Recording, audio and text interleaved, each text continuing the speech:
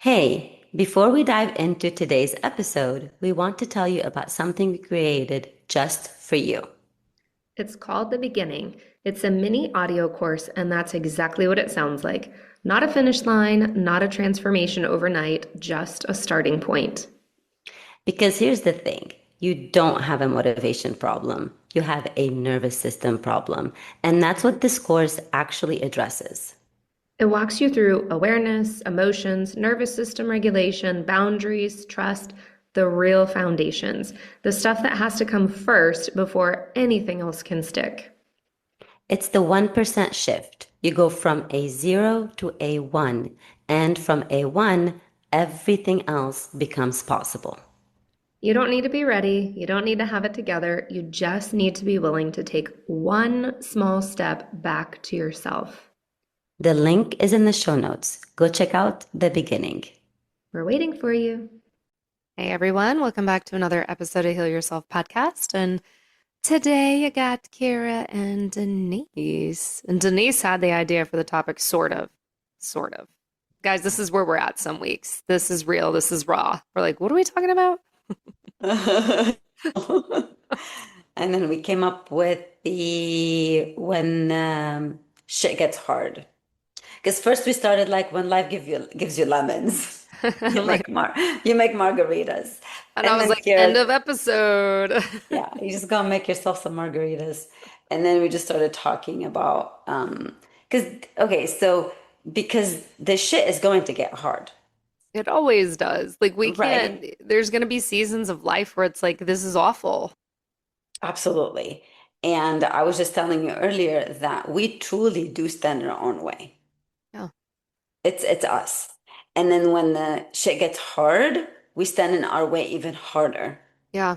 because we continue finding, because that's the thing too, I feel that our mind and our brain, which is meant to which is meant to help us survive, will come up with all the evidence like, wait, see, look at this, look at this, look at this. And then we do see the evidence in front of us and step away from what is the truth really. And we could just keep standing in our own way until we just sometimes hopefully realize, and some people continue standing in their own way and they don't do anything about it. But it's Yeah. it's realizing that, you know? It is. And, when you say we're in our own way, we are. And the thing is we as humans love to blame circumstances, and that circumstance could be another person, right? Well, my relationship failed because of you. And it's like, well, but it takes two to tango. Or I don't have enough money because, the world has gone to shit, or you know what I mean, because of tariffs. And it's like, well, but no, like we blame our circumstances when in reality it does come back to us. What are our beliefs? What are our values? What are the stories we tell ourselves on a day-to-day basis? And so it's like, oh my gosh, stuff's getting even harder. So now I'm going to blame other things. When in reality, if we would look at ourselves and be like, okay, what can I do to improve this situation? Even though it's insanely hard, things will improve, but we don't do that. It's, oh my gosh, this is so bad. I'm going to blame XYZ. Right. But you got to stick with it. So when you Well, ask yeah. this question, because I have been asking this question recently, like every time I get upset with something or someone or a situation or a life experience, I have been journaling. Like I sit in silence and I journal, like, where am I playing a part in this? But then again, sometimes it's like you don't want to even look at it Yeah. because it is really looking within. And so sometimes when this shit, so I want to give you permission that one time, sometimes when the shit is hard, I'm not saying point the finger, but it's okay to step away from it Hmm. instead of continue. Because I know that you and I always say, look within, ask where am I playing in the situation or what role am I playing, etc. However, sometimes this is just getting too overwhelming and you need grounding. So what you do is just literally step away. So for example, I was going through some rough time this week, and I was just like crying, and it was just, and I'm journaling like, what role am I playing in this, and da da da. But I was just like, fuck it, I don't want to look at it now. So Hmm. I stepped away, read a book, or watched something completely like funny and stupid or whatever. So you're stepping away from that problem, but it's not denial, it is grounding yourself so you can come back and truly look at it from a different lens, right? So the example I also give too is with my own clients. So for example, if someone, if we have a kiddo throwing a tantrum, there is no teaching happening, there's no learning, right? We have to go back to our regulation, to our grounding, to our homeostasis, and then we move on. And I tell the parents all the time, because sometimes they're like, they don't know what we're doing. And I always say, even the playing is intentional, because we are getting to a point of sensory regulation. Because when I have a kiddo not cooperating with me, I can't just say, well, sit down, Mm. you got to do this, because no one is doing this. Yeah. And everyone's getting frustrated. Yeah. And that's how it is with ourselves. But that's the thing, you're not blaming the circumstance. You know what I mean? You're like, okay, I'm stepping away for the moment. This is what I'm dealing with, and that's okay. Then I can come back when I'm more regulated and look within, and I can look at, okay, what role am I playing in this? Or how, what lessons am I supposed to be learning from this situation? Versus so many people that get stuck in the blame game and the victim mentality, which is never going to serve us. And yeah, it's uncomfortable, right? We will always say that. Anything looking inward is going to be uncomfortable. The body's always going to try to keep you safe. And so it wants you to keep whatever those patterns are, even if they're not serving you. So it is a good thing. In fact, I heard this from a coach we've interviewed, Lisa Carpenter. If you guys have not listened to her episode, it was one of my all-time favorite episodes. I don't remember which one, but go look for the one with Lisa Carpenter, seriously. Um, but she was saying on a coaching call the other day, if you are not uncomfortable making decisions and going throughout your day, you're not doing things right. You've got to be uncomfortable to be the person that you want to be, to achieve the things you want to achieve.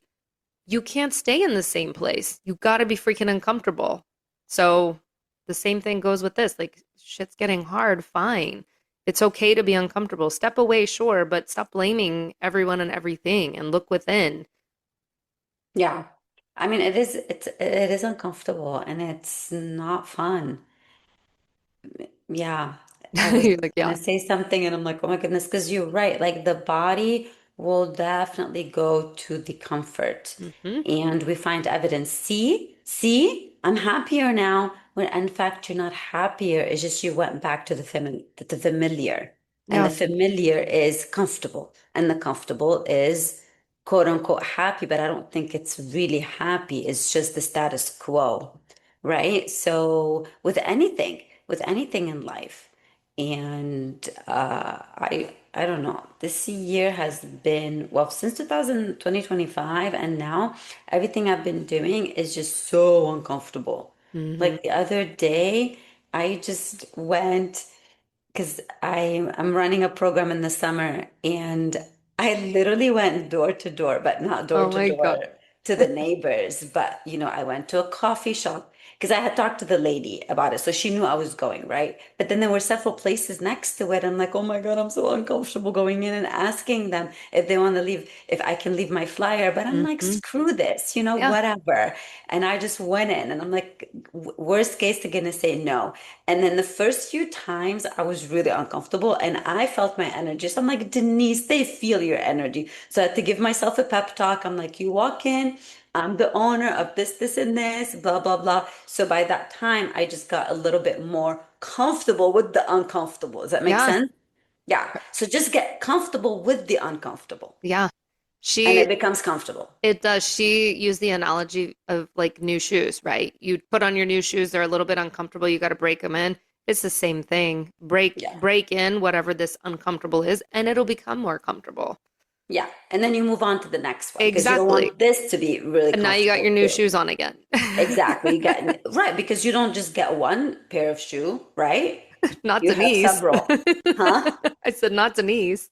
Yeah, you have several, right? So yeah, it is. And that this can be applied to anything, right? Like you're talking about business. I'm like, yes, like you could, anybody in business is going to be uncomfortable at times of like, I don't want to go live on social media. Suck it up. But like for me, I'm in a totally different state right now. And I just did a real, for the podcast, my uncomfortable space is allowing myself space. Like that's very uncomfortable for me. I'm so used to being busy. I mean, for years, decades, I worked and it was like it wasn't just, oh, I work a little bit. I was a teacher. You know how teachers are. Like they're 50-hour work weeks and then I had to grade essays and do lesson planning and stuff piled up and it was never like I was completely off. And then even in my own business, I was contracting with a doctor. It got very busy. And so now things have slowed down and it's like I've tried to find stuff to make myself more busy, even though I know it's not healthy. It's what my nervous system thinks is safe. So I've been forcing myself to paint and forcing myself to read. And as funny as it sounds, it's very uncomfortable for me. But, you Yeah, know, because it's uncomfortable for you to sit still it is. And that's the thing. I because you recognize, associate success probably with busyness yes, or productivity with busyness yes, being on the go, yeah. which which I am too. Yesterday, I forced myself to sit down and read, and then I took a nap because the book is a little boring, and I need to finish it. But whatever, that's a different story. It's for a book club, so that's why I'm trying to stick with it. But anyway, so yeah, I think it's just also you're forcing yourself to be still because you don't know how to do that. It's really uncomfortable for you. It is. And that's the thing. It goes back to we're in our own way too, of like, I wouldn't say it's stuff's hard right now. You know what I mean? Like you guys know if you've listened to the podcast, what I went through, beginning of the year, that was a little bit rough. It wasn't the end of the world. I got through it, but now this is just a different stage of rough. Like it's such a funny thing to say because anyone looking from the outside in would be like, "What are you're stressed because you're not working much?" Like, "What?" But it is. I get it, but it's all exactly like people are gonna be, oh, you're blessed to have this problem, right? Exactly. I get that, and I'm sure you see it, I and that's the do. thing too. It's like sometimes I call them when I'm joking around. I say these are first world Yes, problems. my husband says it too. Yeah, Or and beyond white people problems, he says.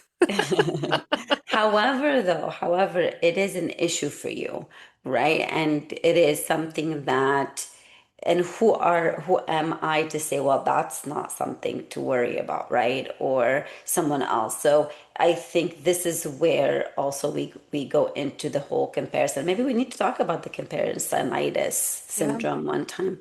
And this is something that you're feeling. So your feelings are valid. Yeah. So that is not cool for someone or anybody to come from the outside and say, well, your issue is nothing compared to this. But you're going through it. You're going through the Mm. discomfort. You're going through something that is difficult for you, right? Because we all have different life experiences, different upbringings. You're difficult. Maybe what you're going through can be easy peasy for somebody else, and what they're going through can be easy peasy for you, right? So that's Yep. where perspective comes in and truly respecting people's journeys and not comparing Yeah. at all, at all. Well, and I know we've kind of merged several topics together, and sometimes that's, the best It's thing. okay. That's what happens. But I also like as we get back into the doing hard stuff too and interpretation. So I won't get into the super specifics of it, but I was just talking to a patient before we hit record who is dealing with a lot. Her husband has Alzheimer's, her dad has dementia. Like, basically, she's got a crap ton going on. How do you get through that? You just do, right? You just do. Um, and I think it's important to hear that, like you will make it through these things. These hard things are happening. What can you learn along the way? And what are you doing for yourself? Because that's the big piece. And that's honestly, that's been the theme of the day, talking to patients of like, what are you doing for yourself? Nothing? You're doing nothing for yourself. You have to do things for you. You have to fill your cup, whatever that is, because those hard things don't just go away, right? Like then I feel like you're in that vibration of hard crap and more hard comes and more hard comes. It's like, how do you make things light? How do you, as Denise says, approach things with love? Yeah, and whatever love looks for you, whatever love means for Hmm. you, right? And because it means differently for everybody else. When you mentioned this, it reminds me of something that I saw yesterday. Actually, I started seeing it last week and I looked her up real quick. So Jay Shetty was interviewing this influencer and she was talking about losing her son. So I don't know her. And I don't listen to his podcast, but sometimes it appears on my Instagram or Hmm. TikTok. So I just looked her up real quick, and I guess she looks really young, and she has a newborn, and she her son drowned while her husband was watching the kids, and she's talking about how like she forgave him and all that. So then I started looking at her and I was like, she's still like doing this whole influencing things. And then yesterday, instead of like, because I know the comments would be like, how are you grieving? This is stupid, whatever. How can you still show up? And to me, I was like, first I was like, oh my goodness, like, oh, but then I was like, you know what? But maybe that's her way. Like, I'm like, good for Maybe you. that's her You're able. coping. Maybe it's Yeah. what brings her the joy right now. Yes. And I was like, you know what? Good for you that you're Mhm. able to do that. Like, I don't know what I would do. Yeah, You know what I'm saying? I didn't go through whole like, because I'm sure some of the comments were, and I didn't read all of the I'm comments, but sure they're crap. she has like, Judgment, our episode on yeah. judgment. Yeah. She has 2.5 million followers. So I'm Wow. sure people have, opinions. Um, but then I was like, you know what? Good for her that this is her way of doing it. It may not be my way. It may not be your way. It may not be someone else's way, but who are we to judge? And that's really important thing is like also when someone's going, because I'm also talking about you, because your hard stuff to somebody else is looking to be like, Kira, really, is this really hard? Like It's you're painting right not now. hard, but it's uncomfortable. Uncomfortable, uncomfortable. This is really uncomfortable, but that's the thing. It's like to you, it truly is, and it is a Hmm. thing, right? So we also, as if we're coming from love, we are respecting your journey because this is your discomfort. And Yeah. that's okay because it might not be someone else's discomfort, and that is also okay. Yeah. We definitely need to compare, not compare. What is it called? Yeah. Comparisonitis. Comparisonitis. Yeah, we need to do that. But We yeah, do. it's really important to also understand and be like, yeah, that is her Yeah. And uncomfortable. that's the thing. This is just the stage I'm at in my own healing journey is recognizing like you need to learn to slow down. You need to bring in the daily joy, the things that we talk about on the podcast and the things I talk about with clients and patients every day. And I'm like, wait, where's mine? Where's my daily joy? Where am I filling my cup? Like, you know, so Yeah. yeah.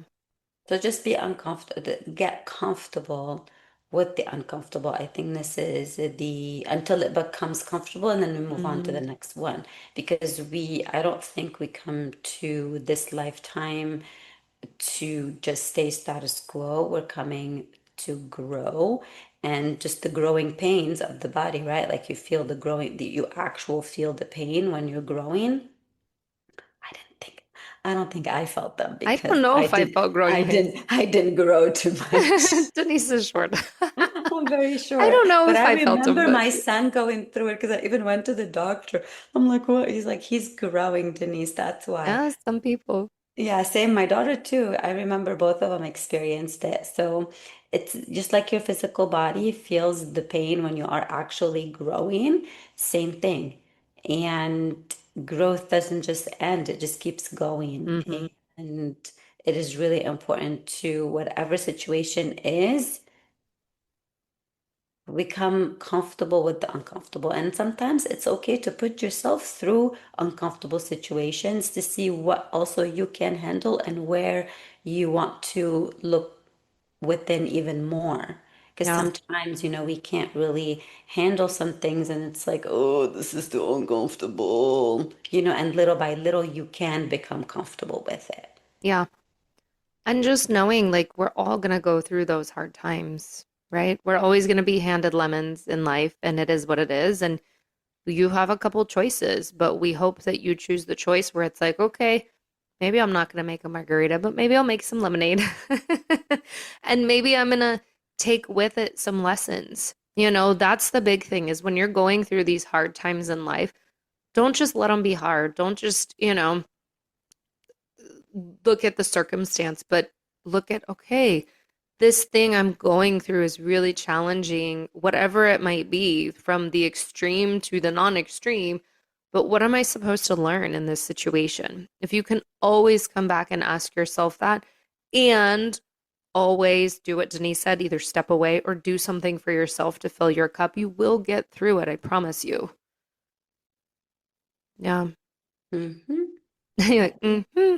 I think this is it for us. Yeah. What is our mantra? I have no idea. Um, Going Something gets about tough. the uncomfortable. Um, Gosh, something like it's okay to be uncomfortable, or I'm safe being uncomfortable. This is a season, not a sentence. Or this too shall pass. I like that. Let's go with Let's it. just keep it simple. This too shall pass. Everyone says it. Everyone, we didn't create it. Alrighty, same as usual. If you are driving, do not close your eyes. But if you're not, please do. We're going to do the 4, 7, 8. This too shall pass. Whatever you're going through it can be easy to somebody or it can be hard. Whatever you're going through, it is valid for you. So we're going to inhale for 4, 2, 3, 4. Hold for 7, 6, 5, 4, 3, 2, 1. And exhale for 8, 7, 6, 5, 4, 3, 2, 1. This too shall pass. Again, inhale. 1, 2, 3, 4. Hold. 1, 2, 3, 4, 5, 6, 7. Exhale. 8, 7, 6, 5, 4, 3, 2, 1. This too shall pass. All right, guys. See you next week.